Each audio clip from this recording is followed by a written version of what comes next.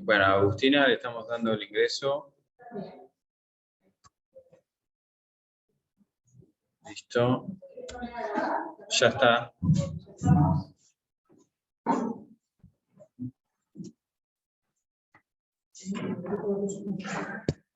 Bueno, disculpen las novedades de la demora. Vamos a dar inicio a otro encuentro de psicoanalistas en instituciones. A lo largo del primer cuatrimestre nos acompañaron diferentes psicoanalistas que están trabajando en instituciones. Hoy nos acompañan Rocío Galindo y Clemente San Martín. Ellos son psicoanalistas. Trabajan en estos momentos en la Secretaría de Salud, en un espacio que se llama Equipo de Apoyo Matricial. Ellos nos van a contar de qué se trata. Así que lo que van a intentar ellos es hacer transmisión un poco del trabajo que hacen, y después vamos a abrir un espacio para el intercambio. Bueno, gracias. Gracias. Bueno, gracias. Primero que nada, gracias por la invitación. Bueno, vamos a contar un poco de lo que hacemos y a compartir algunas ideas para intercambiar también, ¿no? Por ahí para que podamos pensar juntos algunas cosas.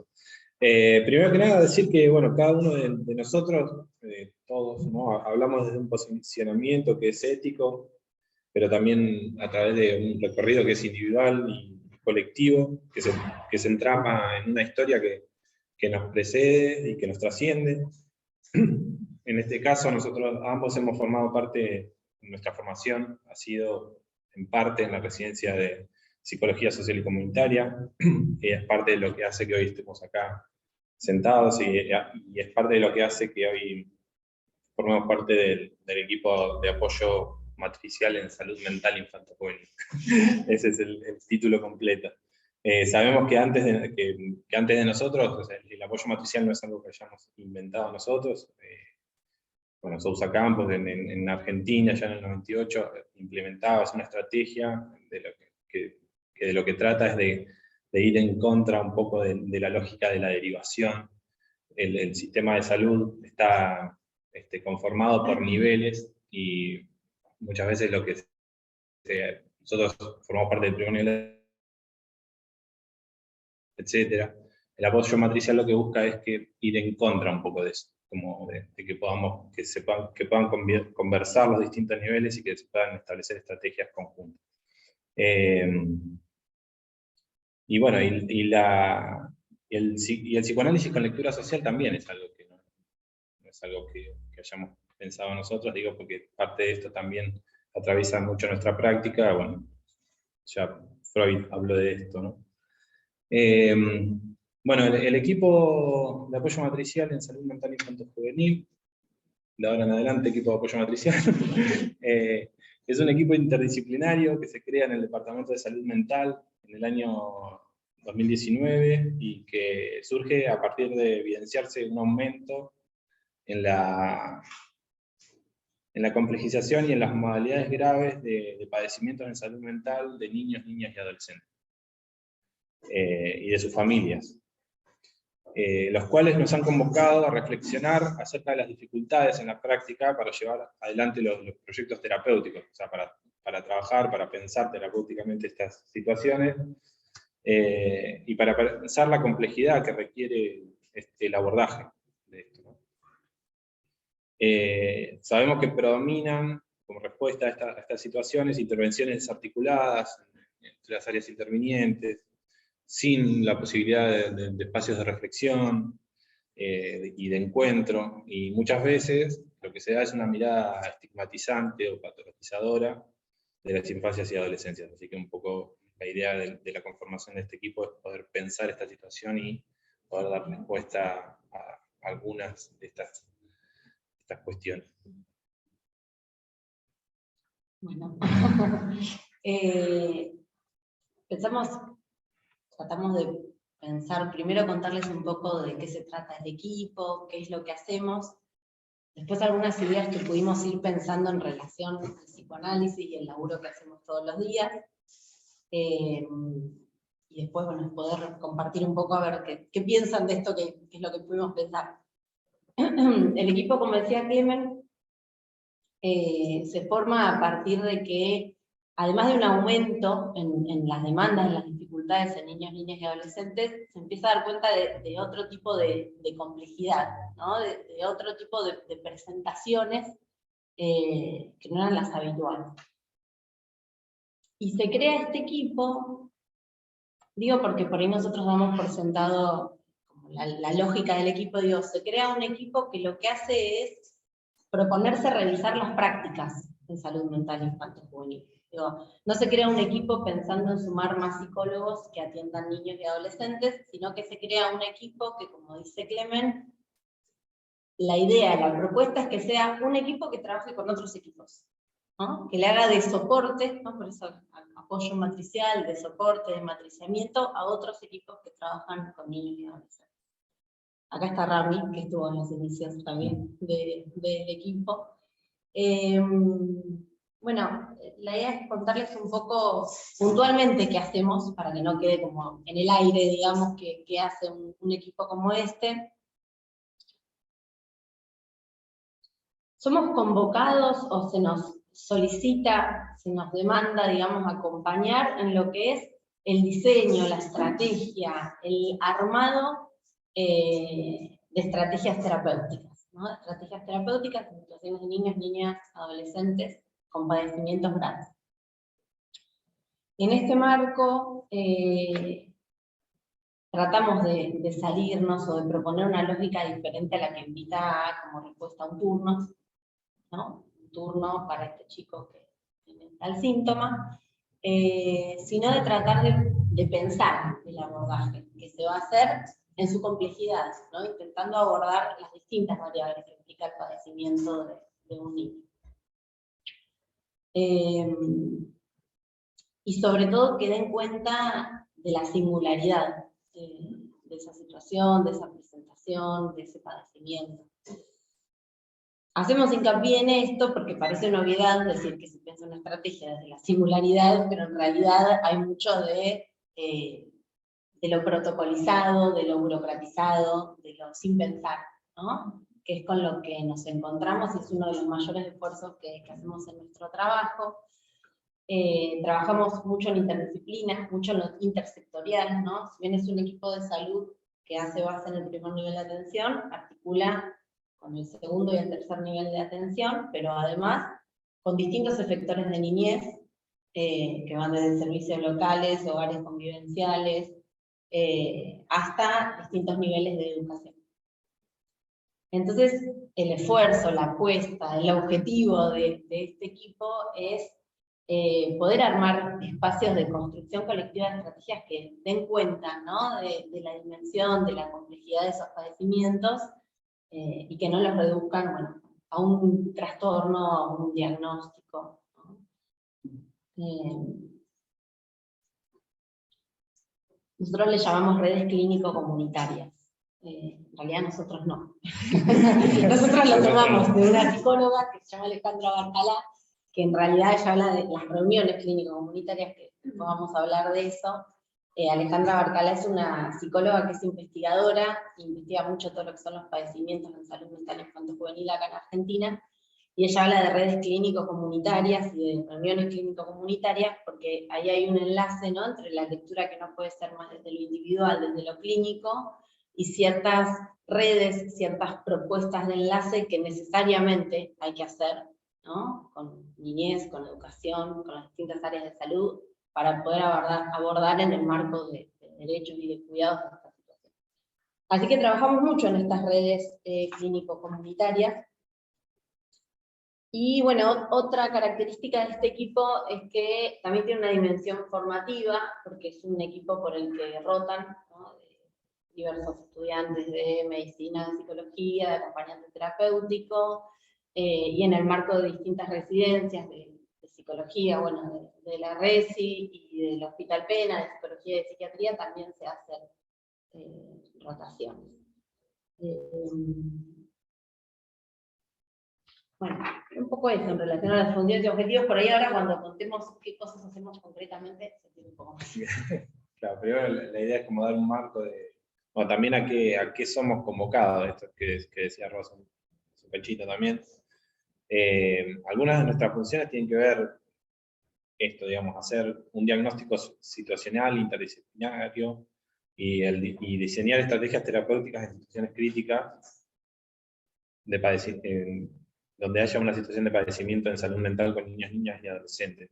Como decía Ro recién, parece algo como simple o lógico, digamos que las situaciones en las cuales intervenimos son muy complejas.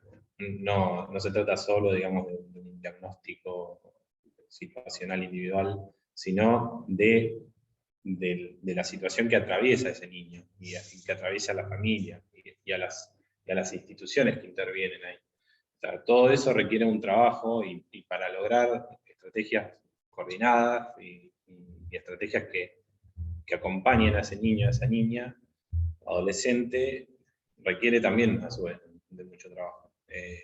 Y requiere de mucho diálogo. Y requiere de poder armar algún marco de conversación común también. Porque también lo que nosotros vamos a intentar decir hoy, que tiene que ver con nuestro posicionamiento, tiene que ver con muchas veces estar tensionados con otras miradas, digamos, de los padecimientos de los niños. Y nosotros trabajamos desde un posicionamiento y creemos que es lo mejor, pero hay que convencer a otros también para que lo que nosotros creemos que es lo mejor para ese pibe, para esa piba, suceda. Y no es que creamos que tenemos todas las respuestas, ni que siempre sabemos qué es lo mejor, pero sí tratamos de no perdernos en este sentido en nuestra ética. Y eso genera una tensión permanente, digamos, en el trabajo. Y poder, así como decía Rocío hace un rato, digamos, como hay muchas tensiones que son producto también de lo institucional a veces, digamos, como de lo protocolizado, como decía ella, porque muchas veces, o sea, las instituciones y las distintas miradas sobre los niños tienden a tener esta visión, digamos así, protocolizada. Y eso muchas veces va en contra, digamos, de lo que uno por ahí quiere o intenta transmitir. Bueno, para eso hay que también poder estar posicionado de una manera que te permita dialogar. También trabajamos mucho en el armado de estrategias intersectoriales de externación comunitaria en niños, niñas y adolescentes que transitan internaciones por salud mental. Muchas veces, a veces somos convocados directamente desde el hospital porque hay un adolescente, un niño internado y lo que intentamos pensar es, bueno, ¿cuál es la mejor estrategia de externación?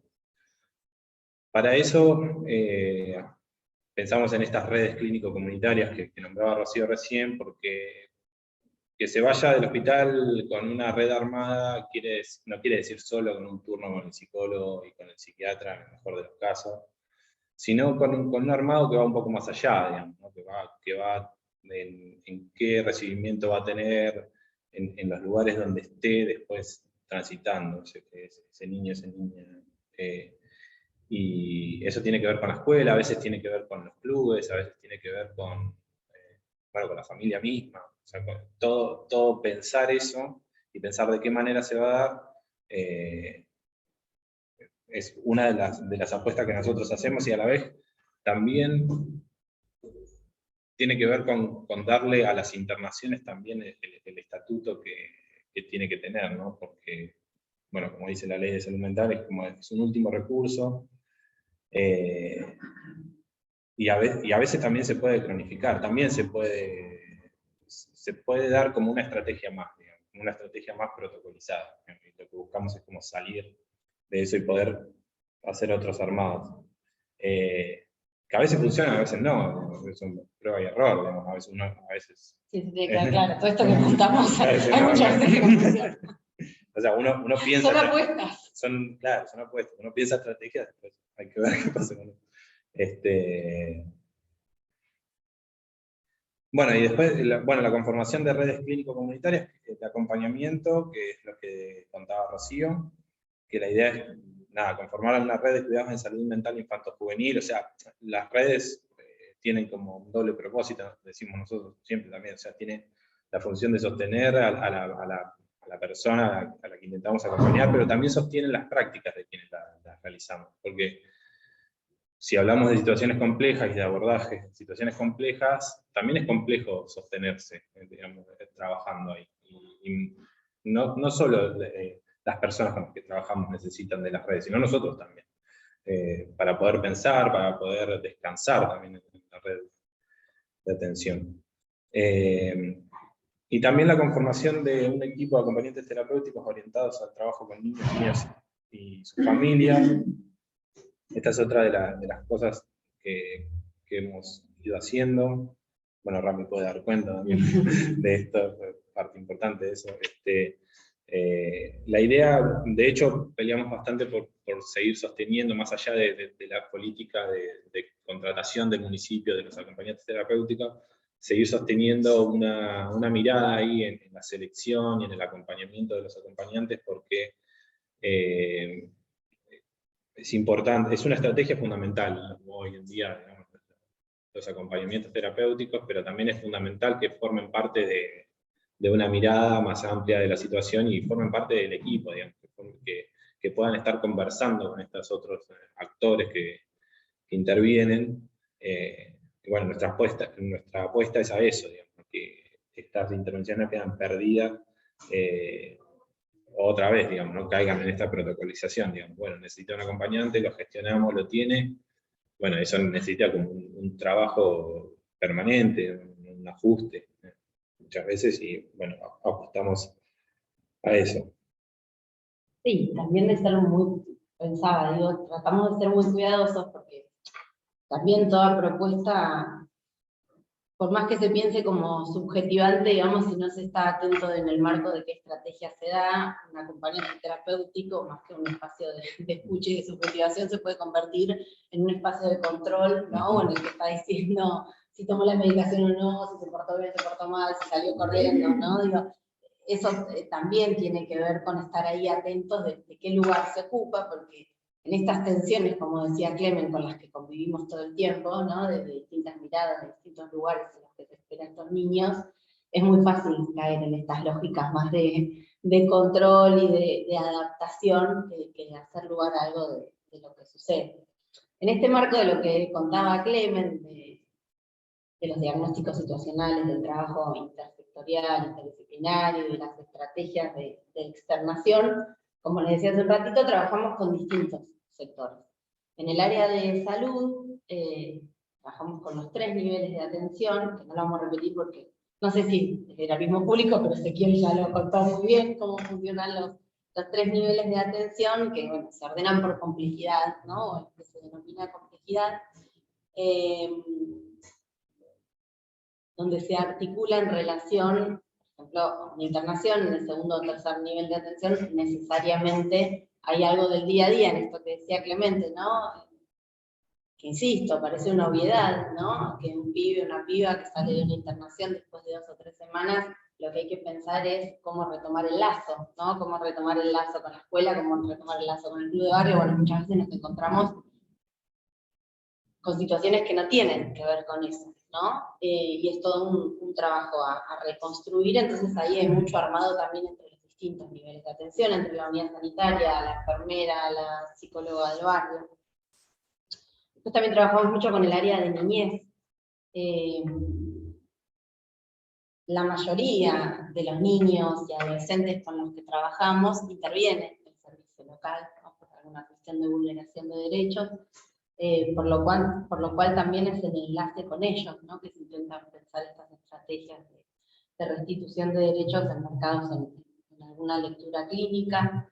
También con los hogares convivenciales, con los distintos hogares convivenciales que funcionan acá en Bahía, que van desde la primera infancia, niños, niñas, y los hogares de adolescentes, de varones y de mujeres, donde ahí somos convocados en un rol que, bueno, por eso al principio decíamos que tiene una particularidad pensar el psicoanálisis, digamos, de este equipo, porque no somos convocados para ir a entrevistar a los chicos o las chicas que están ahí, somos convocados a trabajar con los equipos, ¿no? Con los cuidadores, con el equipo técnico, con el equipo directivo, ¿no? Entonces, la tarea que se da o lo que nos toca pensar es en enlace con otros equipos que son los que están sosteniendo a esos chicos y a esas chicas. Y otro de los enlaces es con el área de educación, donde además de trabajar puntualmente con estas situaciones, trabajamos específicamente en espacios de reflexión. Ahora hace poquito estuvimos trabajando con el equipo docente de la escuela domiciliaria, acá de Bahía Blanca. Ustedes vieron que cuando hay algún chico o una chica que se enferma, que por un tiempo no puede ir a la escuela domiciliaria, que hay una escuela domiciliaria acá en Bahía, manda una docente. Este año se empezó a ver que aumentó mucho el porcentaje de la matrícula de la escuela domiciliaria por cuestiones de salud mental. Casi un 30 y pico % de la matrícula de todos los chicos que van a la escuela domiciliaria es por diagnósticos de salud mental. Entonces el equipo de esa escuela está bastante movilizado con el tema, los docentes ni hablar. Así que bueno, estuvimos y seguimos trabajando con ellos y con la gente de escuelas especiales en poder pensar algunas cuestiones, ¿no? Entonces, bueno, ahí también hay todo un trabajo desde dónde se piensa, qué se transmite, qué se dice, ¿no? De los padecimientos en la infancia, qué se transmite a esas personas. Esa es un poco como la tarea que vamos haciendo en el día a día. No sé si querés agregar algo más de lo que hacemos. No. Creo que no. Y queríamos contar por ahí como en concreto, porque bueno, para nosotros está como muy naturalizado lo que hacemos y por ahí lo decimos así, pero nos parece que está bueno poder contar, bueno, en concreto de qué se trata, ¿no? Ir a sentarse en un hogar convivencial a hablar con los cuidadores, ir a sentarse a hablar con docentes, o en estas reuniones clínico-comunitarias. Ramiro, la cara. Después podés hacer algún comentario de eso. Digo, reuniones donde se converge con distintos paradigmas, ¿no? Por decirlo de una manera también elegante, donde convergen muchos discursos y muchas miradas sobre los niños y los adolescentes. Entonces, bueno, un poco es esa, la apuesta o las distintas intervenciones que se van a hacer. Hasta ahí un poco, digamos, de los objetivos, de lo que hacemos.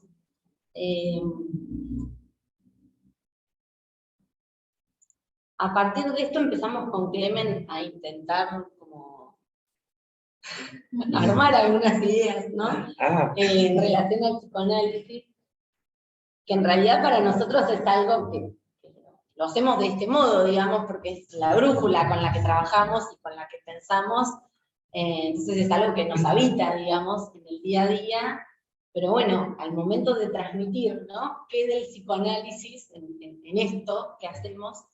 Fuimos pensando 2 o 3 cositas. Sí, bien, no teníamos que no nos da para pensar. Nada, para compartir y para ver también ustedes qué piensan.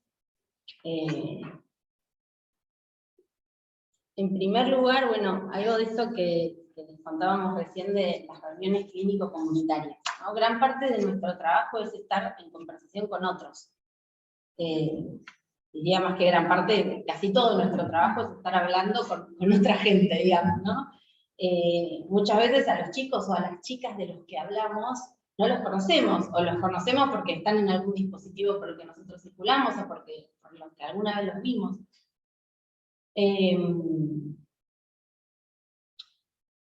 Y los escuchamos a partir de los discursos de otros, ¿no? De lo que otros dicen sobre esos niños, sobre esos jóvenes, sobre esas familias.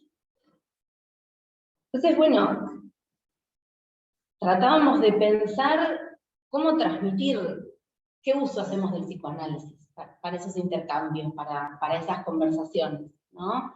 Y pensábamos que lo que nos permite el psicoanálisis es, en estos discursos que suelen estar colmados de sentidos, de certezas, de cuestiones relacionadas a lo actual, ¿no? A lo actual en el sentido del presente, pero a lo actual en el sentido también del acto, ¿no? A lo que nos habilita es a abrir preguntas, ¿no? A abrir interrogantes, a poder historizar, a poder preguntarnos sobre la palabra de ese niño o de esa niña, porque parece una obviedad, pero muchas veces en estas reuniones, que son para hablar de los niños, de las niñas o de los adolescentes, de lo último que se habla es de la letra de esos niños, ¿no? ¿Y qué dice, no? ¿Qué dice Juancito de esto, no? O por ejemplo, cuando se habla de tuvo una crisis, ¿no? Tuvo un brote, es algo que se dice así con una naturalidad, ¿no? Tuvo un brote, por ahí el chico se enojó, hizo un berrinche, ¿no? Tuvo un brote, ¿no? El poder abrir juego al interrogante, ¿no? A ciertos detalles, a cierta pregunta, bueno, a ver, ¿qué pasó antes? ¿Qué estaban haciendo? ¿Qué pasó ese día? ¿Qué pasó después? ¿Y vos qué le dijiste? ¿No? Permite abrir juego a que se empiecen a hablar de un montón de cosas, ¿no? A hacer como algunos huecos en esos discursos que parecen como tan cerrados, que se pueda complejizar, que se puedan empezar a pensar otras cuestiones, porque esos adultos son los que tienen que poder hacer algo con lo que está haciendo ese niño, ¿no? Son los que tienen que poder soportar algo de eso, soportar en el sentido de lo difícil que resulta, como decía Clemente, estas situaciones tan complejas, pero soportar en el sentido de hacer de soporte también, de poder leer algo ahí, ¿no? No leer un brote, una crisis o un pibe que necesita ya una derivación con un psiquiatra, sino un niño que algo nos está queriendo decir. Hay un psicoanalista que escribe un librito que es muy lindo sobre el psicoanálisis en instituciones, que dice, cortita la cita, dice, un momento fundamental es cuando el niño pasa de ser objeto de nuestro discurso a hacer la apuesta de nuestro compromiso, de ser objeto a ser sujeto, ¿no? Hay algo de esto que es la apuesta en estos espacios, en estas reuniones, de hacer lugar a eso, ¿no? A este sujeto, ¿no? Esto de lo que tanto se dice, pero no siempre se escucha, ¿no? Que muchas veces se habla desde ciertos ideales, ¿no? Desde cierta normativización, ¿no? Que se espera hacer de las infancias, de las adolescencias, incluso de las familias, ¿no? Justo cuando estábamos charlando con Clemen, yo estaba en una reunión donde estaba trabajando en una situación de una familia y había como un documento que había mandado a la justicia, era una entrevista que le había hecho a una mujer. Y en un momento yo me encontré en una reunión en la que se estaba leyendo lo que esta mujer había dicho y haciendo como un... ¿Cómo se llama en la justicia cuando hacen un careo? Haciendo como si fuera una especie de careo, ¿no? Entre lo que esta mujer había dicho en la justicia y lo que todos nosotros sabíamos si era verdad o si era mentira, ¿no? Entonces, lo que primero me salió fue enojarme, después traté de pensar, bueno, a ver qué hacemos con esto, porque así nos vamos a quedar viendo qué dijo una mujer, que además es una mujer que está intentando defenderse, ¿no? Porque es alguien que te convoca a la justicia sobre algo que pasó con tus hijos, vos estás intentando, bueno, decir algo de eso. Entonces, bueno, salió, porque además son discursos que suelen como circular, ¿no? Invitar a pensar algo de lo que dice esta mujer también tiene que ver con la realidad psíquica, ¿no? Con algo de lo que ella puede decir ahí, de lo que ella puede pensar, porque si no también nos encontramos por ahí con compañeros o compañeras que se enojan, ¿no? ¿Cómo va a ser esto, no? Si es mala mamá, si es buena mamá, si dice la verdad, si cuida a sus hijos, si no los cuida, ¿no? Hay algo de esto de los ideales que nos atraviesan a todos, ¿no? Pero que bueno, que en cierto momento para poder escuchar y para poder pensar hay que poder correrlos un poquito Entonces, bueno, hay algo de esto ahí. Y también, y además de estar advertido de los ideales, también estar advertido como de lo imposible, ¿no? De lo que no se puede, que va un poco de la mano con esto de los ideales. De lo que es posible y de lo que no, y de cómo, bueno, poder hacer un poco también con eso. Bueno, y en relación a eso, al cual me quedé pensando, así que voy a decir algo de lo que venías diciendo. En relación a poder historizar y poder pensar, o sea, muchas veces lo que nos permite como apostar a estas reuniones y apostar a poder conversar ahí, es transformar, digamos,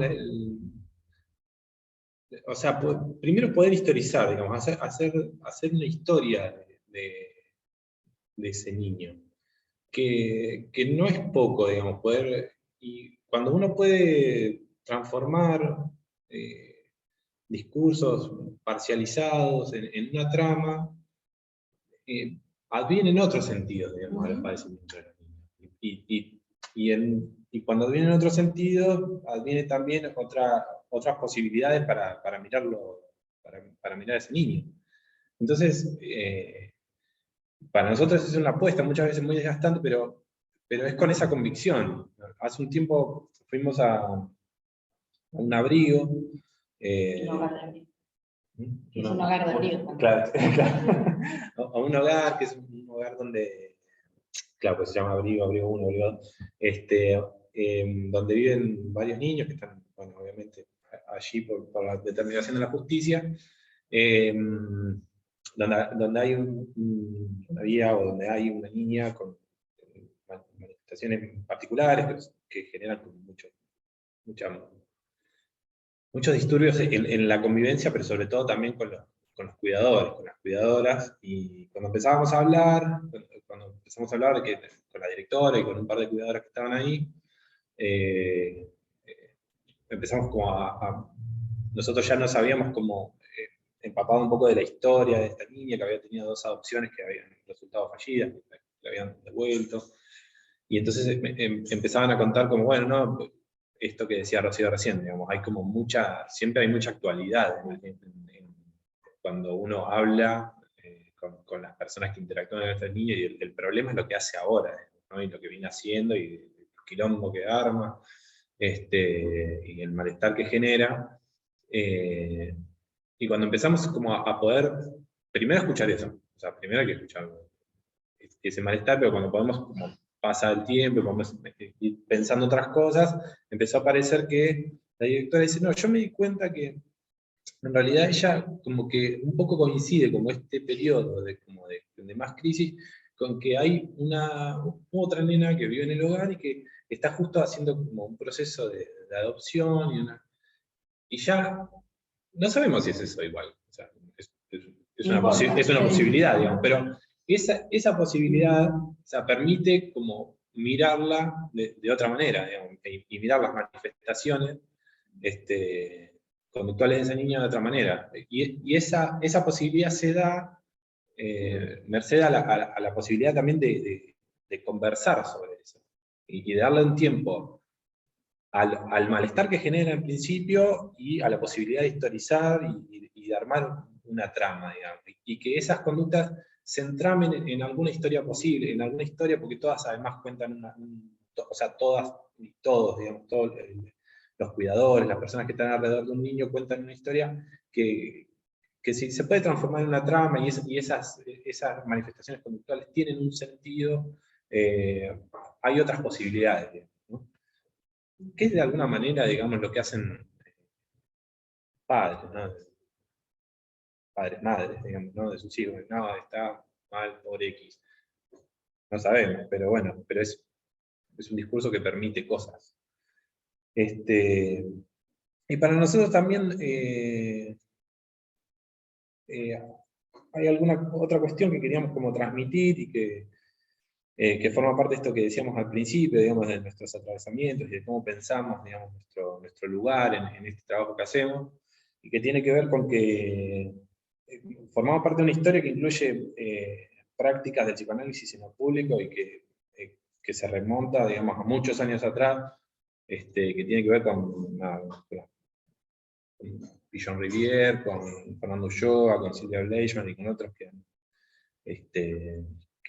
pueden dar cuenta mejor que nosotros, digamos, de las articulaciones entre el psicoanálisis y lo institucional y estas cosas que estamos intentando pensar acá. Pero digo, también lo queremos decir, digamos, porque también nosotros podemos pecar de esta actualidad, digamos. De ahistóricos. De ahistóricos, digamos, ¿no? Como que, bueno, no, o sea, no hay muchos autores que nos ayudan mucho a pensar esto, a pensar en nuestro lugar ahí. Fernando Ulloa usa un término, una idea que es el estar analistas, que él, para él, o sea, no lo define desde el ser, sino desde el estar, porque el estar le permite otra plasticidad, digamos, ¿no? Le permite como recibir lo que viene, el estar de esa manera. Y también somos conscientes de que muchas de las prácticas que vinculan el psicoanálisis con lo social también fueron arrasadas en nuestro país por la dictadura, inclusive por el discurso capitalista imperante actual, que también apuesta como una fuerte visión individual de los problemas, ¿no? y de los padecimientos y de la forma de superarlos también, ¿no? Como que, o sea, primero que le pasa a todos y cada uno, de manera individual, y además que la forma de salir de eso también es individual. Eso es algo que nos atraviesa, y contra lo cual, digamos, toda esta otra lógica que nosotros intentamos implementar, se choca, digamos, de frente. Y además sabemos que, además del discurso capitalista, o sea, nuestro ámbito está atravesado por multiplicidad de discursos, con los que no siempre, digamos, estamos renegando. O sea, algunos, nosotros somos agentes, como dice Juan Mitre, digamos, nuestra condición de doble agente, somos agentes del psicoanálisis y somos agentes de salud pública también, ¿no? Y no renegamos de eso, o no siempre. Porque, bueno, también Juan Mitre dice que no todo es psicoanálisis y para que también alguna lectura psicoanalítica sea posible, también tenemos que ser conscientes como de los límites, digamos. A veces nos servimos de otros discursos para poder decir algunas cosas y que nos sirvan, digamos, para poder conversar con otros. Eso es lo principal, digamos. O sea, para nosotros tenemos que poder conversar con los demás, conversar con las otras personas con las que necesitamos un diálogo para poder tener la mejor intervención posible o pensar, en conjunto, porque también no podemos quedar solos, ¿no? O sea, también como conversando con nosotros mismos, nada más. Otro día. Sí, y en relación a esto, lo último que queríamos decir, pensando algunas cuestiones más del psicoanálisis, nos parecía interesante traer el concepto de síntoma, ¿no? Como algo que para nosotros es muy valioso, porque poder pensar en el valor del síntoma. Hay una psicoanalista que se llama Gabriela Insúa que habla del derecho al síntoma, ¿no? Como reivindicando el derecho a ser síntoma, que es algo que vemos que a estos niños, a estos adolescentes, se les quiere como arrancar, ¿no? El derecho a ser un síntoma, donde muchas veces, además, para estas niñas y estas niñas, estos niños y estas niñas, hacer un síntoma permite ser mirado, ¿no? Entonces, hay algo de eso del derecho al síntoma que nosotros también reivindicamos, y lo reivindicamos tomando un poco esta posición que venimos diciendo, ¿no? Como que, bueno, en el síntoma hay algo a leer, hay algo que se está diciendo, y la verdad que es un esfuerzo muy grande intentar transmitir que hay algo ahí a leer y no algo a erradicar, no algo a arrancar, no algo a medicar, no algo a callar, ¿no? Entonces, en ese sentido, el poder pensar el síntoma, ¿no? Esta psicoanalista Gabriela Insúa dice, el síntoma parece mala palabra, ¿no? Y en el lugar del síntoma aparecen trastornos, déficit, ¿no? Todos los otros nombres que se les da, y el otro social sanciona como mala palabra a esa producción del sujeto que es el síntoma. Porque también ahí, al quedar esto por fuera de ser pensado, de lo que no nos responsabilizamos es de los efectos de las intervenciones institucionales, ¿no? Digo, hay algo que como es más común de pensar, que es, bueno, cómo se trabaja con los padres, en la clínica con niños o adolescentes, ¿no? ¿Qué lugares, lo que hace el padre, lo que no lo hace?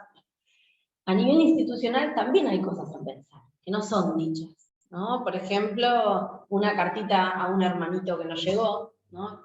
Se me ocurre ahora, hermanitos que estaban, ¿te acordás, Rami? Hermanitos que estaban en distintos hogares y una nena que mandó una cartita y esa carta no llega y no tiene respuesta, entonces el próximo acto es la nena saliendo corriendo del hogar a buscar a sus hermanos, ¿no? Digo, hay algo a leer ahí también de lo que hacemos, pero también de lo que no hacemos, ¿no? De eso que no pasa y de lo que no se habla. Entonces, bueno, esto de poder pensar en el síntoma nos parece muy, muy valioso. Y quería cerrar con una cita de Leonardo Leibson, que es un psicoanalista también, que dice: el analista hace del síntoma su política, hace del obstáculo una práctica, hace de la pregunta una herramienta. Que hay algo de eso que pensamos. ¿Algo más? No. Eso, gracias.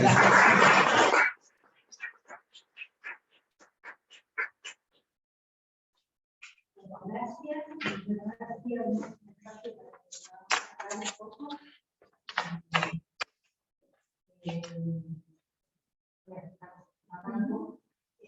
realidad, arranco con todo lo que ustedes contaron. Es una apuesta muy fuerte de lo que ustedes hacen. Yo los vengo escuchando hace tiempo, que son jóvenes y están haciendo una apuesta grande. Es poder articular y sostener la atención, digamos, a las relaciones comunitarias y la salud pública, con todo lo que eso implica, ¿no? El término salud que tiende a cerrar, ¿no? Más que nada cerrar. Me parece que está buenísimo el planteo que ustedes hacen, que tiene que ver con tomar el malestar, en realidad, bueno, como realmente decía, Freud escribía sobre el malestar como cultura, ¿sí?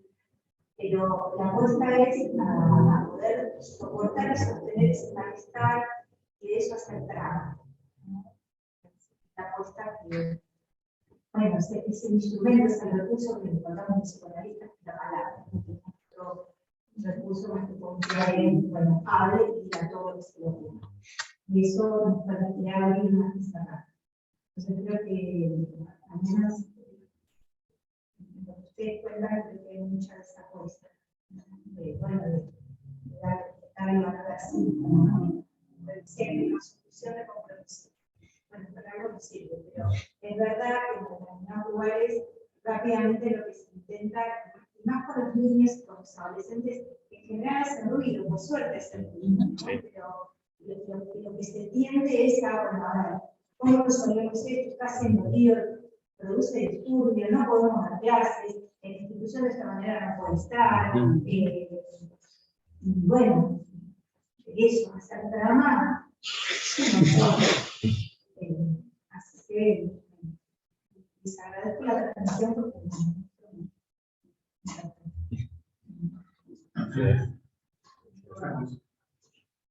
me quedó duda cómo se puede articular los objetivos cuando aumentan o intentan regular los tres niveles. Porque yo he entendido, cuando estudié, que el segundo y el tercer nivel van a estar tutelar y el primero va a estar tutelar. Y cuando vienen los objetivos, ¿cómo se mezcla eso? Es muy fácil articular los tres niveles. En la práctica, ¿cómo se ve eso? Cuando decís lo subjetivo, ¿a qué te referís? Una problemática del individuo, con los objetivos. lo particular. La singularidad. Lo que pasa es que lo que vos estudiaste está, perdón, chicos. Sí, dale. Lo que vos estudiaste está diseñado a partir de un discurso que que busca justamente universalizar. Esto, los chicos se portan mal. No hacen caso. Están buscando un sujeto en un lugar donde no debería. Está bueno lo que plantea porque permite interrogar justamente cuál es el límite de la formación universitaria o médica.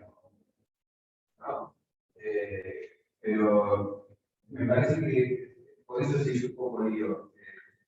Es cierto que hay niveles, no digamos, pero entiendo que hay niveles que buscan el problema de urgencia. No estoy hablando de urgencia superior, es un término que habría que caracterizar. Pero en la urgencia quizá no está el lugar para diseñar una intervención que permita hacer preguntas y establecer un corte a lo que son estas voces totalizantes y universalizantes del tipo de problemática con la peligro, ¿no? Que estamos hablando de también un discurso hegemónico, médico, patologizante y polarizante. Y en la justicia que es el palma. Entonces, sí, claro, se porta mal. No hace caso. Es mucho más sencillo, ¿no? Protocolizar. Eso es lo que tiene sentido. Pero bueno, no hay nada. ¿Cómo va a salir? Eso recién, no hay. Pero me engancho. Sí, bueno. Yo me engancho con el plantea porque quería preguntar cuántas veces pensaron que sería muchísimo más fácil trabajar directamente con criaturas, ¿no? Que a través de los efectores, los operadores. A veces no nos aguantamos. No, sí, lo sé. No es que no. No es que no, sí. Sí. Sí.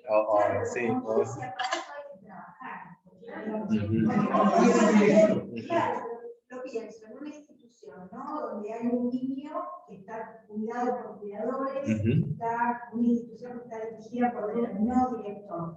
Vos podés trabajar con ese niño, pero te estás pidiendo un montón de niños que tiene por ahí 10 añitos, y si el cuidador está haciendo capacidad, si el director está dirigiendo para cualquier lugar, laburar con ese niño, si no laburás con los otros, no, me parece que es imposible. un montón de ese niño. Por eso lo del derecho al síntoma, ¿no? Porque a veces nuestra apuesta es a eso, digamos, porque algo está denunciando que seguramente tenga que ver, digamos, con su historia, con las situaciones que haya atravesado, pero muchas veces también denuncian las cosas que no andan bien, y muchas veces uno lo ve y ve que cuando cambia el contexto donde vive un niño, cuando cambia la mirada, cuando cambian los cuidadores, cuando se enlaza con alguien que lo mira de una manera distinta, ese niño puede hacer otra cosa. Y por eso hay que tener, para nosotros es muy importante, digamos, tener un ojo ahí, digamos, por eso estos conceptos nos sirven tanto, digamos, porque si no, o sea, estamos todo el tiempo con el riesgo, digamos, de caer en la normalización, o en una lectura medicalizante de los problemas, y además la apuesta del sistema todo a un psicólogo es a otra cosa, digamos. O sea, nadie te convoca a hacer lo que nosotros intentamos hacer, o sea, porque es mucho más molesta, así como dice Osvaldo, pero no es cómodo, pero tampoco es cómodo para nosotros, no es que eso, por eso decíamos también que, digamos, se sostiene la posibilidad, digamos, de establecer una conversación. Sí.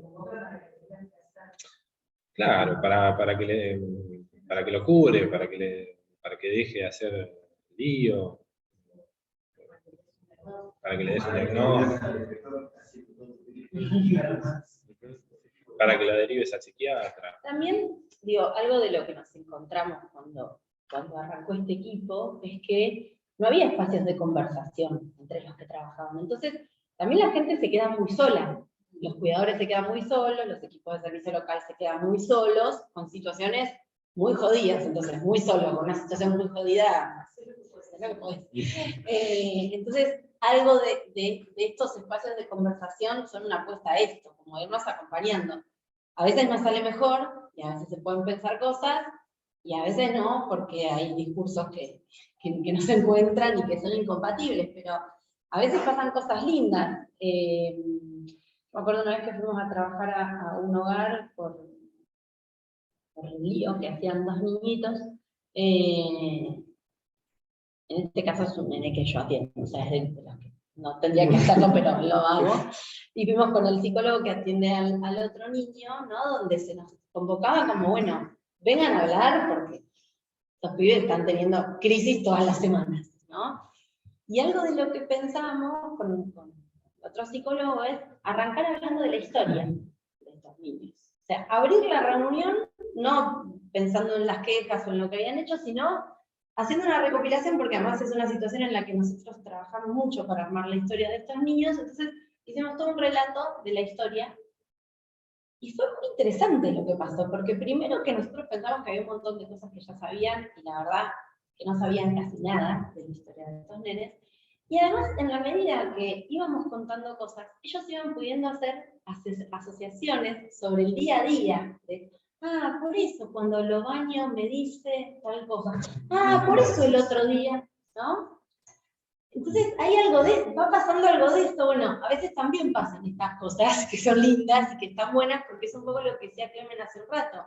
Permite abrir otro sentido, que entonces cuando le agarra un berrinche, cuando se está bañando, o cuando dice alguna cosa, algo de eso pueda ser leído de otro modo, no como un trastorno de conducta, o como un pibe que está loco, sino como un pibe que algo le pasa con eso.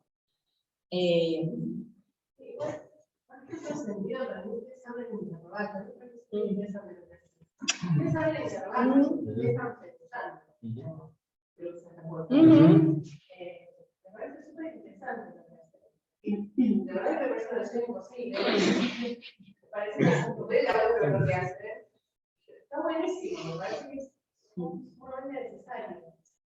Creo que está buenísimo que en un servicio de una Secretaría de Salud que haya hecho en realidad se está viendo, digamos, un espacio de profesionales para que trabajen, digamos, con quienes están acompañando y que de alguna manera a veces lo están haciendo muy solos. Entonces, un cuidador se puede encontrar con una reunión en red, que pueda saber que pasa algo, que puede ir a hablar con alguien, que haya un espacio para hablar. Me parece que es una apuesta de salud muy buena. Y que por ahí puedan, y que además pueda eso ser un lugar de formación. Ustedes también lo presentan como un lugar de formación, ¿no? Que por ahí puedan pasar residentes, estudiantes, que puedan hacer la experiencia. Bueno, me parece que para eso también, un lugar de formación. Porque es enlazado la experiencia. Yo quería hacer otra pregunta, además que trabajo con ustedes, cuando los escucho, también me doy cuenta como de otras cosas, ¿no? De esas cosas que no hablamos en lo cotidiano. Pero me preguntaba cuáles son las mayores dificultades con las que ustedes se encuentran ante esto, digo, porque siempre sabemos que la demanda institucional hay que transformarla, digamos, la demanda de las familias siempre implica como una vuelta de rosca. En eso, ¿cuál es la mayor dificultad con la que se encuentran?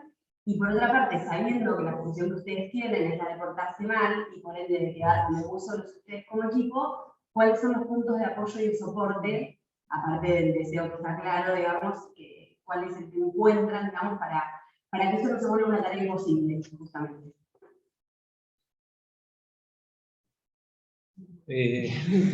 A ver. Sí, las dificultades para mí tienen que ver con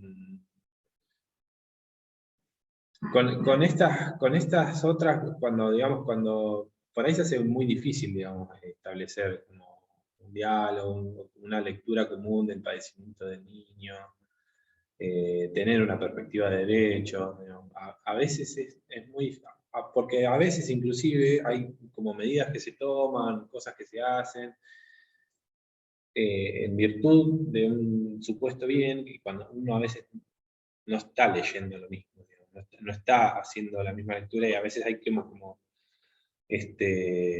a veces hay que respirar hondo, porque además también hay que ser conscientes de los límites de uno, digamos. O sea, no somos, o sea, no tenemos el poder que tienen juez para tomar una determinación, no tenemos el poder que tiene un servicio local para tomar medidas o para sugerir medidas. Lo nuestro es mucho más, o sea, mucho más frágil, mucho más humilde. Entonces, esa es una dificultad. Yo creo que esa es como, pero a la vez, digamos, es como la más común. Entonces, bueno, uno como que va como todo el tiempo, digamos, topándose con eso. Y me parece que también es, digamos, como lo que nos pasa como analistas también, ¿no? Como que bueno, hay límites a lo que uno puede hacer. Y, o sea, uno puede decir algunas cosas y a veces decirlas con más énfasis y a veces buscarle una vuelta y a veces intentar como conversar de alguna manera y a veces eso no tiene efectos o no tiene los efectos que uno a lo mejor por ahí espera.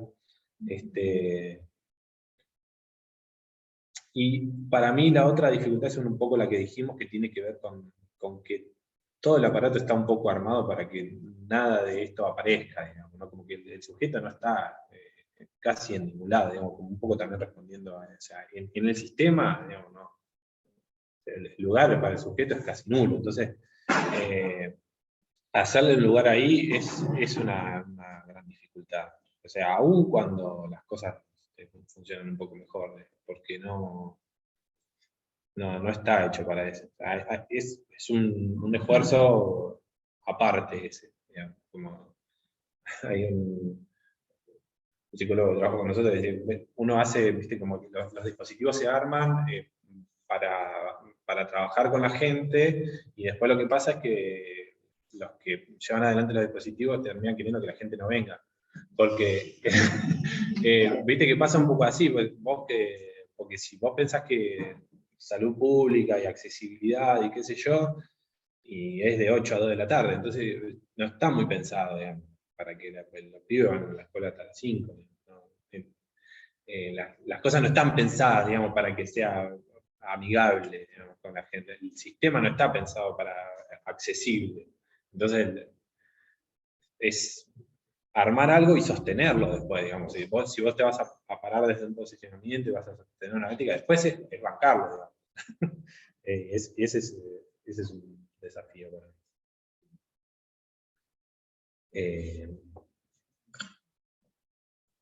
Muchas cosas pensaba, pero a mí lo más difícil me resulta como no enojarme. Como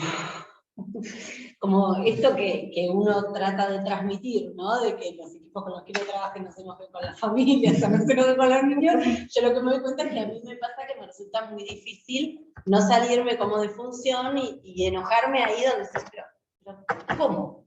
¿No? Entonces, bueno, algo de lo que ayuda tiene que ver justamente con esto de lo que estamos hablando, con la formación, con la ética que orienta a cada uno, con el análisis, con el trabajo en equipo y poder pensar con otros y compartir. Con el humor. También con el humor. Sí. Tenemos mucho humor, algunas cosas que son horribles. Sí, porque es encontrarse una y otra vez. Bueno, esto que vos dijiste de Misión Imposible es un poco encontrarse una y otra vez con lo que no sale. Cuando algo sale, bueno, como charlamos un día con Clemen en el patio del hospital, ¿no? La verdad que decíamos que metimos un gol. En nuestro laburo, cuando metemos un gol, es como que hay que festejarlo, porque no es habitual. Entonces, claro. Pero sí, me parece que tiene que ver con eso, con cuidarse también en relación a pensar, bueno, ¿qué es lo que se puede? Sí, en relación a eso pensaba esto que hablamos alguna vez con Adriana Montorio, psicóloga que trabaja en primer nivel allá en Buenos Aires. Ella decía que a veces como la intervención posible es la que te permite poder volver al otro día, ¿no? Como que, porque sí, a veces hay como un montón de cosas para hacer, un montón de cosas que no, y a veces también la intervención posible es la que te preserva, ¿no? Como la que te dice, bueno, hasta acá. Porque si no, si te querés como meter en cada cosa que está mal y que ya no termina nunca, ¿no? Así que a veces y tener consciente, o sea, ser consciente de eso, o volver a eso, digamos, el trabajo, o sea, esto, digamos, el trabajo en equipo, poder conversar con otros te vuelve a eso, te vuelve a esa posibilidad. Para mí. Yo pensaba que, como esto del derecho al asilo, y también pensaba que en las prácticas que hace, como que se rescata mucho la niñez, ¿no? Como que puedan ser niños, porque vemos un montón eso en las instituciones que se les pide mucho, ni siquiera que sean normales. Se les pide un montón, o sea, que no dicen, que no sean demandantes, que no jueguen, entonces por ahí uno reubica eso, es un niño, va a jugar, para empezar. Sí, además es un niño que se está institucionalizando, tiene una historia grande, que no es nada. Entonces, además cabe como jugar a eso. A nosotros nos pasaba, bueno, yo compartí una época gloriosa de programas sociales para mí,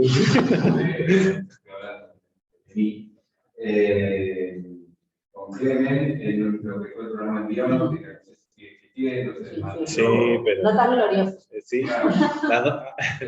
las dos cosas. Sí. Claro, bueno, sí, por cuestiones, digamos, de decisiones políticas, se puede mantener poco a poco, pero esto que recién decías, en mi caso particular yo trabajaba en un programa donde trabajamos con chicos con causas penales. Entonces nos encontrábamos con que todo lo que tenía que ver con la externación y lecturas que estaban atravesadas por el dispositivo jurídico y que estaban internadas en algún lugar que ahora se quemó durante el periodo de lo que era la relativa acá. Existía un centro de contención. Bueno, pide lo que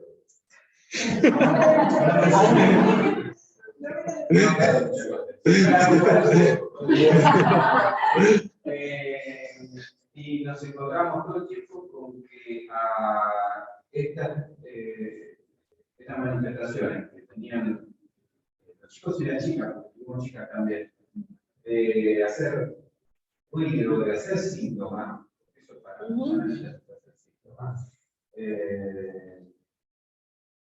activar, hacer campañas diferentes, el abanico es diverso, pero nosotros apostábamos a leer eso como un síntoma.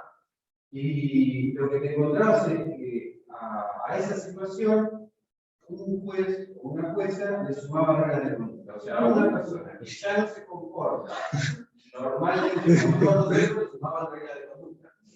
Era absolutamente absurdo.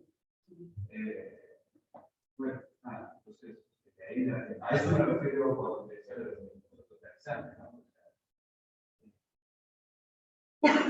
Se busca desde la patologización o desde la moralización del discurso jurídico homogeneizar cualquier manifestación de la circularidad. Por eso, psicoanálisis, por lo menos en los papeles no ven, entra a través de la televisión. En los papeles no, nada, como él decía, no, ellos nos contratan para hacer algo que no es lo que hacen, de alguna manera.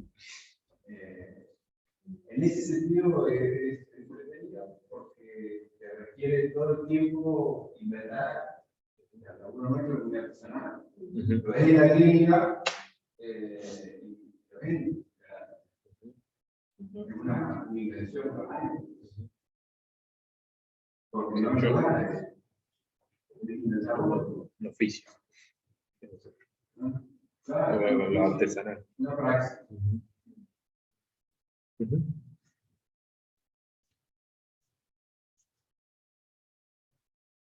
Sí, pensaba en lo que decía Rocío, ¿no?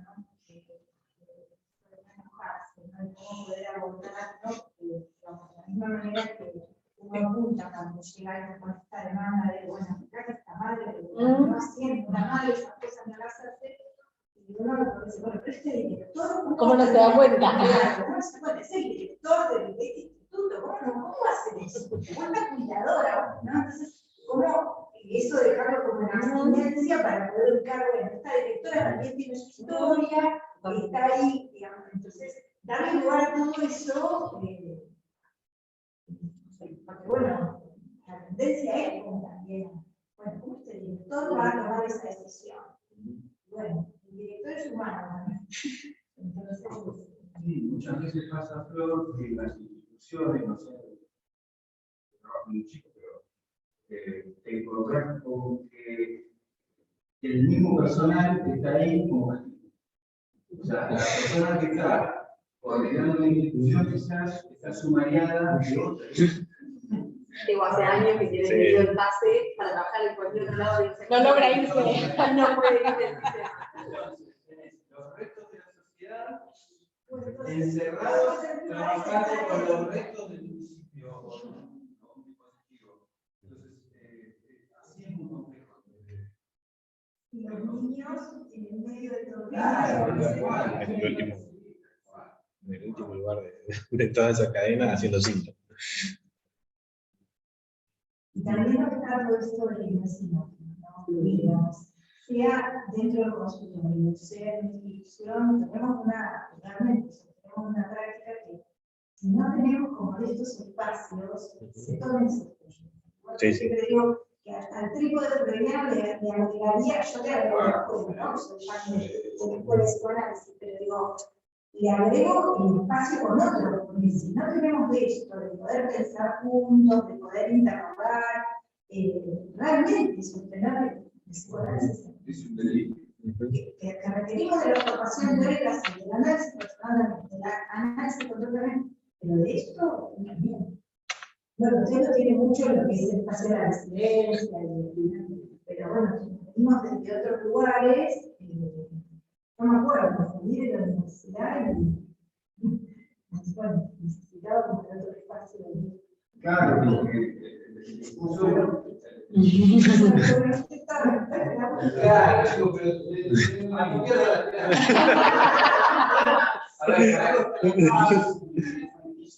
a ver, lo que yo les decía del límite de la formación universitaria, no porque sea mala o buena, a lo que me refiero es a que Freud mismo escribió un texto, si el psicoanálisis puede enseñarse en la universidad, pero hay algo de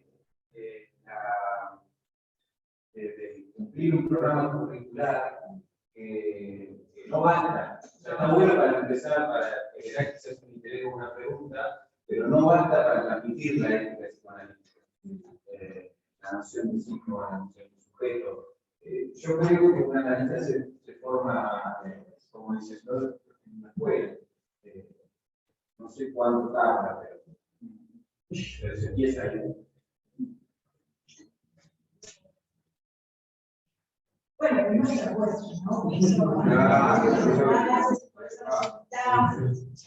Bueno, pero también digo que se esté hablando de esto en una escuela de psicoanálisis también es muy valioso, digo, en ese sentido la verdad que no es una cosa menor, digo, bueno, me imagino, pero digo, me parece que eso también es algo a señalar, porque así como nosotros decimos que es imperioso que podamos salir a hablar con otros, ¿no? Para que algo de eso siga estando, que esto que hacemos se pueda hablar acá y que lo estemos pudiendo pensar en ese marco, me parece que también da lugar a que desde el psicoanálisis se puedan hacer otras cosas, porque desde cierto psicoanálisis también se pueden hacer cosas muy complicadas, digamos, y es algo que nosotros también escuchamos, ¿no? Investido en el discurso del psicoanálisis, nos toca escuchar muchas barbaridades, y diagnósticos y cuestiones, entonces, bueno, no.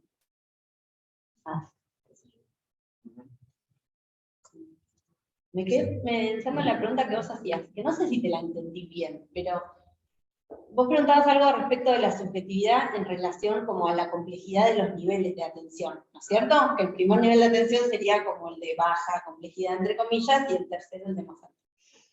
Hay un trabajo que escribieron, que voy a ver si lo puedo encontrar, residentes de la Residencia de Psicología Social y Comunitaria, que es donde nosotros nos formamos, hace muchos años se hicieron esa pregunta que vos te haces de, che, ¿cómo pensamos el aparato psíquico en 3 niveles de complejidad? ¿No? Digo, nosotros que estamos en las unidades sanitarias y centros de salud, ¿qué porción del aparato psíquico nos toca? Bueno, se hicieron esa pregunta cuestionando un poco esta división y escribieron un trabajo. Que si lo encuentro, después te pido algo para mandártelo porque está bueno, tiene que ver con esto, con cuestionar un poco, bueno, esto de lo que decías Waldo también, ¿no? De ciertos armados, ciertas lógicas, nuestra mirada y nuestra lectura relacional. Mecanicista, ¿no? Eso es también verdad, ¿no? A tal operación defensiva, la lectura neurológica se realiza perversa. Eso es muy mecánico. Sí, o esto de los servicios que se dividen, que eso no lo dijimos, Clemen, como de esta cuestión de este paciente no es para acá, ¿no? O este tipo de casos no se atienden, ¿no? Donde, por ejemplo, qué sé yo, alguien que tiene un trastorno de alimentación, pero también tiene alguna conducta autolesiva, bueno, ¿qué hacemos con esa persona, no? La atiende una parte el que atiende intentos de suicidio, otra parte la atiende el que se especializó en cuestiones, ¿no? Digo, hay algo de eso también, de una segregación en relación a ciertos diagnósticos y a ciertos modos de mirar, que deja a los sujetos expulsados de los circuitos de escucha y de atención. Sí, o por lo menos fraccionado, parcializado. Sí.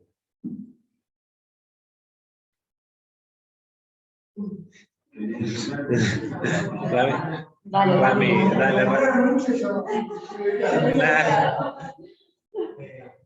Claro, pensaba en relación a los chicos. Llegan a analizar. Están otra vez. Están como otra vez mejor. Y otro enfoque que empezamos nosotros. Que se uno sale a la práctica, la que hagan. Por ahí se encuentran las opciones como, bueno, entonces es un tal mismo coche, bueno, van a seguir y las opciones. Tienen como una grilla de cantidad de patologías y bueno, entonces, me quedaba pensando eso, lo que viene, será que no sé si cómo lo verían, cómo lo pensarían, ¿no? No sé si se entiende, pero es como, nada, como esto, saldrían al agua, a las acciones, tomaron, se entrarían un montón de gente con patologías, todas, una encima de la otra. ¿Y eso qué? ¿Y qué con eso? Cada diagnóstico lo que hace es abonar. No, nosotros, bueno, justo hace un tiempo intervenimos en una situación, y seguimos interviniendo, en un pibe que es medio paradigmático, digamos, digamos, de a dónde se pueden llegar con algunas cosas, pero un pibe que no iba a la escuela, que no comía bien, que no estaba mirado por ningún adulto responsable, que pasaba mucho tiempo fuera de la casa, que no tenía ropa limpia, que no tenía controles de salud, que no tenía vacunas, pero que tenía un tratamiento psiquiátrico y medicación, y eso hace años garantizado. No es joda, digamos, o sea, igual, porque ese, digamos, es como el paradigma de a dónde podemos llegar, digamos. Porque, sí, o sea, es el paradigma. No tiene vacuna y tiene medicación psiquiátrica. Es un pibe de 12 años, digamos, no porque digo, porque hay adolescentes que es como hasta más fácil, digamos, pensarlo en la cabeza que en algún momento estén. Pero, nada, o sea, un niño que hace 3 años que nadie lo mira, 3 años, muchos más, que digo 3 años porque era la última atención que tenía, como fui en el CISALUD, la última atención que tenía era 3 años, por una cosa así, tipo curar una lastimadura. Pero a esos niveles se puede llegar, digamos, o sea, por eso no estamos necesariamente en contra de los diagnósticos, siempre y cuando nos sirvan para pensar algo. Si nos abren algún sentido para pensar alguna estrategia, para pensar alguna otra posibilidad para ese pibe, sí, claro, obvio, bienvenido. No, pero lo que vemos es que eso no pasa. Además, el diagnóstico es como muchas veces eso, digamos, ¿no? Como la posibilidad de derivarse a otra persona. De que sea grave y ya no te corresponda. Gente no es para mí. Es para eso, digamos, y después no es de nadie. Porque, o sea, y además, cuanto más diagnóstico, menos de nadie, porque es un poco de cada uno y... Totalmente. Sí. Y a este niño que vos contás, que no tenía vacunas, pero sí tenía medicación psiquiátrica, además lo que se decía o se dice de él, que es un niño que no tiene deseo de ir a la escuela, que es un niño que no se comunica, ¿no? Entonces, ¿cómo podemos hablar de deseo de ir a la escuela si no tenés nadie que te levante, que te prepare el desayuno, ¿no? Digo, es ese tipo de discursos, ¿no? De, bueno, pero este niño no tiene deseo de ir a la escuela. Claro, porque alguien... que fue algo que se dio en una reunión, digamos, como este planteo de, bueno, pero no puede ser que este pibe no tenga ganas de la escuela. Sí, o sea, lo podemos pensar. Que tener ganas de ir a la escuela? Claro, pero ¿Quién tiene ganas de ir a la escuela? digamos, ¿y por qué se aprende también, no? O sea, ¿por qué uno aprende? No aprende, nosotros lo que decíamos un poco, uno aprende por amor a otro también, ¿no? O sea, si a nadie le importa lo que vos aprendas, es difícil que tengas ganas de aprender algo. O sea, ¿a quién le lleva la nota que se sacó? Pero no es joda. O sea, no es cualquier cosa. Pero bueno, son discursos, digo, acá lo estamos problematizando, pero se da por sentido, esto pasa, no es decir, no, este niño no tiene que ir a la escuela, pasa como algo de lo que se puede decir, excepto que alguien diga, che, pará, pensemos, ¿no? Si no pasa como cosas que se dicen. Sí, cuando podemos.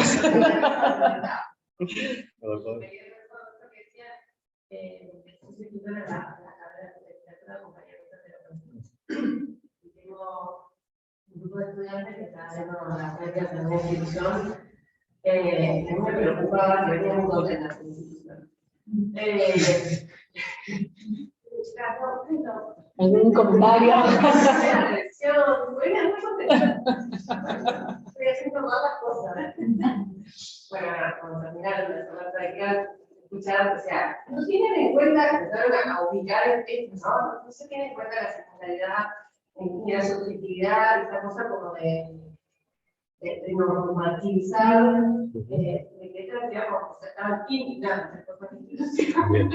Pero bueno, para que por lo menos puedan salir ahí pensando desde nada, esta noche, yo puede pisar, sintiendo que tengan en cuenta la singularidad de cada uno, poder leer qué le pasa a ese niño, qué está haciendo, qué está queriendo decir ese niño, que no querer que haga lo que tenía que hacer. Pero bueno, sí. Me parece que por ahí está bueno algo de pensar que todas las instituciones, sean cuales sean, siempre hay algo infiltrado que piensa como nosotros. Digo, más allá de si es psicólogo, psicoanalista o no lo es, digamos, o de otra disciplina, siempre hay un otro con el que laburar. Eso está bueno como para destacar, porque si no parece como una cuestión, ¿no? Acá está re bueno pensar las dificultades, pero sin perder de eso, porque si no realmente uno no lo sostendría.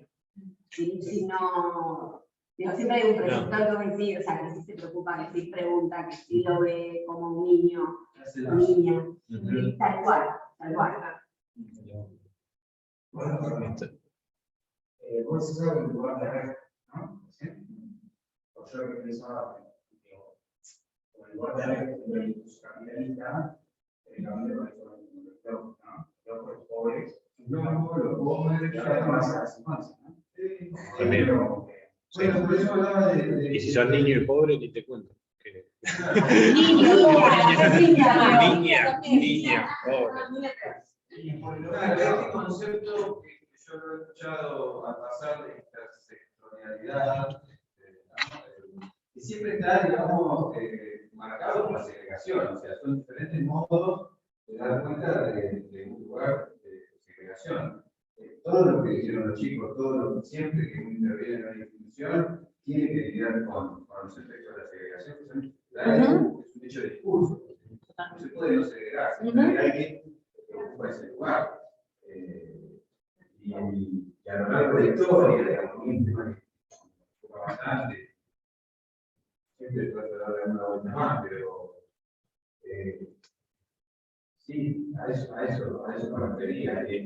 Y la narrativa es polarizante, porque ya sea pobre, loco o mujer, cualquiera de esas tres o los que fueron desplegando, están al servicio de establecer esa moral, ese lugar moral de rey.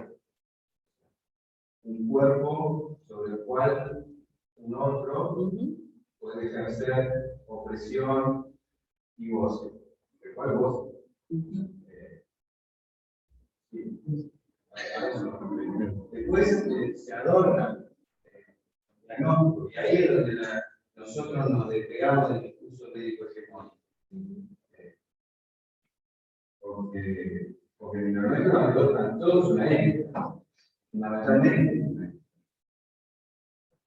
es lo que nos diferencia.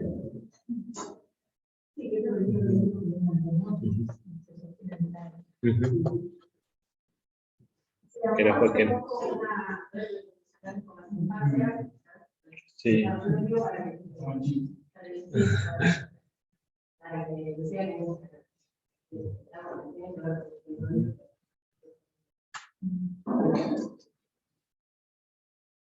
Frente a eso último que decía Osvaldo, me quedé pensando que como que lo enlazaba un poco también con lo que decía Roy, con el no enojarse. Digo, también hay un poco de enojo necesario. Porque digo, sí, porque si todo esto no te enoja, digamos, o sea, porque claro, sí, cuando hay alguien, ha tenido efecto. ha tenido efecto, sí. Sí, para también a veces decir las cosas, o sea, encontrar la forma, a veces es decir las cosas de una forma un poco más vehemente. No siempre amigable, políticamente correcto. No, a veces hay que decir algunas cosas así. Sí, porque además los psicoanalistas no nos enojamos. Hay como vos bien decías, el discurso capitalista no dice el psicoanálisis como caso ejecutor de toda la cuestión moralizante, digamos, está la psiquiatría para eso, está el coaching, ontológico o no, que no sé qué. Está entonces, todas esas pseudoprácticas que apuntan a manipular el espíritu de alguna manera están al servicio de lo que el discurso capitalista busca, propone para la sociedad. Entonces, si no nos enojamos, nos tomamos la palabra y eso es lo que avanza. Entonces, además de sostiene porque es un sentido, dicen que el artículo de codificación te dicen a Kevin Bosch a hablar de generaciones anteriores, eso funciona. No es lo mismo de hablar del psicoanálisis, porque también es las tres generaciones anteriores. Yo con un poquito de tiempo. Ahí en una sesión virtual dicen que dijiste vos psicológicamente. Sí, no le digan eso. Se cae angustia. Me dijo más o menos lo mismo, no puedo estar trabajando con él. No sé qué hacer con ellos. Es un montón. Es lo paciente que le dice, me tiré las cosas, pero bueno, yo sé que igual no me sirvió de mucho porque me dijo más o menos, yo no hablé con mucho, pero es lo que vos decís, nosotros no tomamos la palabra, el psicoanálisis, el problema del psicoanálisis es la responsabilidad del psicoanálisis. Seguro.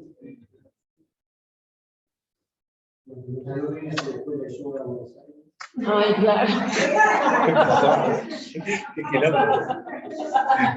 Próximamente yo voy no dudo.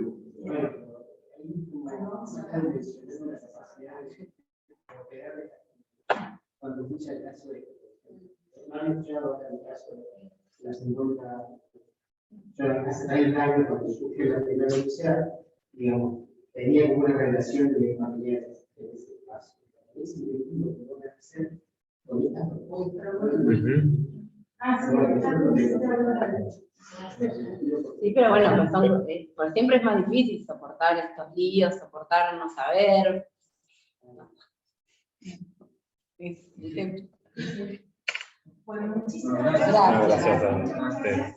Y bueno, queremos contarles que en 15 días nos va a acompañar Jessy. Ella está trabajando en un servicio de neonatología. Luego nos va a contar la cosa que está haciendo por ahí. Yo y el curso médico. Sería eso. Así que bueno, 15 días nos esperamos. Si quieren traer a alguien más. Gracias. Gracias.